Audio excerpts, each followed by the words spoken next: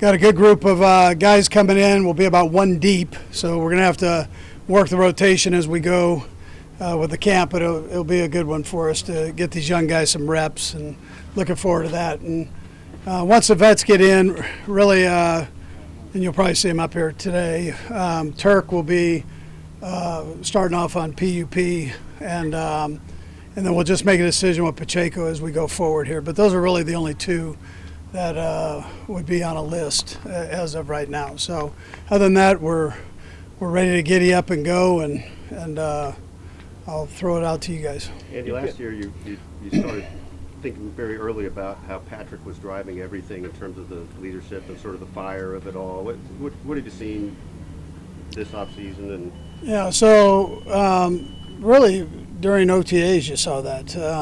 He's not going to change that role. He's going to continue to be one of the leaders of the team, and you saw that with Kelsey, and you'll add Chris Jones in here somewhere as things go on, and he'll be another one that helps step things up. But we've got a variety of young guys that they've got great personalities, and I'm expecting them to continue to grow in that area too. And where's the room for growth with Patrick? Obviously, it's there somewhere, but how do you? Yeah. So listen, with quarterbacks, the work's never done, and I've mentioned before, it's like being a farmer, man. You could just keep on cranking. So, and we're always trying to give him new challenges with things, and he loves that and loves to attack those type of things. So that's what. That's where it's at, but there are always things to work on. Fundamentally, there's always things to work on. He spends a tremendous amount of time at that and puts a lot of effort into it, and then obviously the new plays.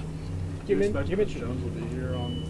I don't know that. I'll have to just see how that goes. I mean, there's communication going on. That's the important part, and then we just have to see. Yeah. With the rookies. Patrick mentioned that this is different. Camp is different than the off-season workouts.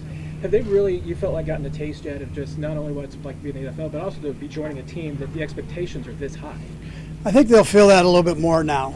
I think you're a little bit guarded just by the rules for your OTAs and that. But it's a good foundation to build with. But this year this tests you both mentally and physically when you have to go through a training camp, and then they've got to deal with you guys every day, and it's just different. There are a lot of eyes on them, all the fans that are out there, a lot of eyes, and so it's different. There's a different intensity level. Plus, you're getting ready. I mean, you are getting ready for the season, and you're building that foundation for the season.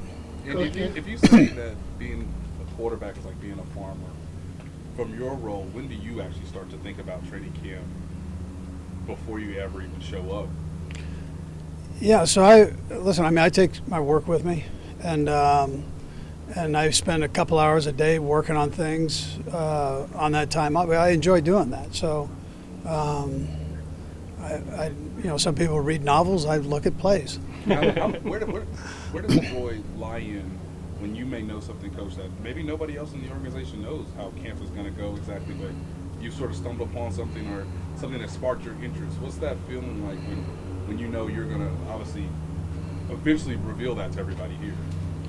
Yeah, so I mean, there's not a lot of that goes on. I mean, I try to keep open communication with my guys, and I don't throw a lot of surprises out there for them. But this will be challenging. And we try to create that every year. It always ends up being created in a little different way, and so we'll just see how that goes. Coach, you talk about challenges. I mean, really, year in and year out, what keeps you motivated? I mean, obviously you come out from another Super Bowl win, but what keeps you motivated to keep pressing on? Yeah, visiting with you guys. Listen, I love the game, and so I mean that's and we've got a good football team. I love the organization. I mean, being up here. Missouri Western State University, and the way the people treat us up here is phenomenal. So, I mean, all of those things I look forward to and enjoy doing. So. And Coach, have you watched the quarterback series on Netflix as it's been presented at the end here? I haven't. I went through it with Ted before it was, when it was we were going through the process. Right. I had a pretty good idea what was going on with it, and it sounds like my wife watched it, so it sounds like it's a pretty good show, and I'm happy. It's good for the NFL. It's great for people to know what the quarterbacks go through. Yeah. One of the things that you asked Patrick about, he said, you had to kind of approve of this thing, and you went through the stuff with Ted. What was that like for you to kind of make sure that some things you don't want to, you want the life out there, but you don't want some of the details that maybe are proprietary to you guys out there? Yeah, so listen, Pat's got a good feel for that too. So, and likewise Ted. Ted had probably the biggest part in all of it, having to go through every inch of it. But listen, there are things you don't want out there. I mean, the best you possibly can. It's hard in today's world with all the technology, but there's some things you'd like to keep in house. In particular, the way we teach things, and so that's that's what we tried to do with that to a point. We shared a few things too. But Andy, you mentioned Pacheco a minute ago. Longer term, is there any concern that he may not be ready for the regular season, or do you feel like he'll have enough time? Adam, I think we'll have enough time, but let's see how this all goes. I'd be curious to talk to him. I haven't seen him yet, and Rick is likewise going to talk to him. So. Coach, how big are the next 3 games for the rookies, and pinpointing Rashee Rice, and what can he accomplish and learn and to prepare him for when the full practice starts on Sunday? Yeah, I think it's great for the young guys. I think it's good for the older guys just to get tuned up. They know what it takes to get themselves ready for the season, and this is a way to knock a little rust off. But for the young guys, I think it's even more beneficial. And it's also beneficial for the coaches to see the young guys and see what they can do and the progress they're making throughout the 3 games. So we'll just, we'll see how that rolls. But I like having some form of preseason games. I mean, I just think that ends up getting you started for the season, kind of smooths out some things. Coach, do you have to make any adjustments when your off season was so busy? Because this year, a lot more players got to celebrate the Super Bowl, unlike the last time. And then training camp starts a little earlier, so your kind of time in the middle is a little bit shorter. Are there challenges that come with that? I think everybody's kind of ready to get going and just turn the page. It's over. All that stuff's over, and we're moving forward. And so I think the camp takes care of the rest of that.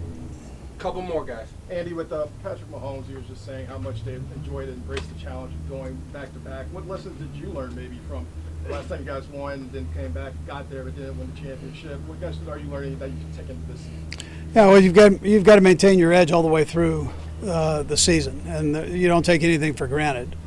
And so the guys that have been through that experience know that, and then you've got to have the ball flip the right way for you. It's there's so much parity in this league that there's nothing that's granted to you. You've got to earn it, and then there's got to be certain things that just happen for you in the right direction, and then you'd have a chance to do something like that. But to do that, you've got to go this one day at a time approach, and you've got to be intense through those days that you're given an opportunity to get better with. How much do you just rely on guys like Patrick and Travis to sort of set that environment? Yeah, I love their attitude towards it. That's infectious. As there are a number of guys that do that, but those two are, they've got eyes on them. And the way they go about their business is they want to be great every day and do the best they can do every day. And they understand that through the tough parts of this, that it pays off for you down the road. Last one, Bob. Andy, it's well understood that you and Patrick have had a wavelength since you met, really. I wondered how much closer you guys are to a shared vision of everything at this stage, and is there even room for that to grow, and how you see things? Yeah, I mean, listen, I think time just, does that to you naturally, but he knows, he's got a great feel for things, and he knows what we're all about and what I want, and I know what he wants, and we just go about it and make sure we get everything taken care of. Yeah. All right. Thank you. All right. Good seeing you guys. Yep.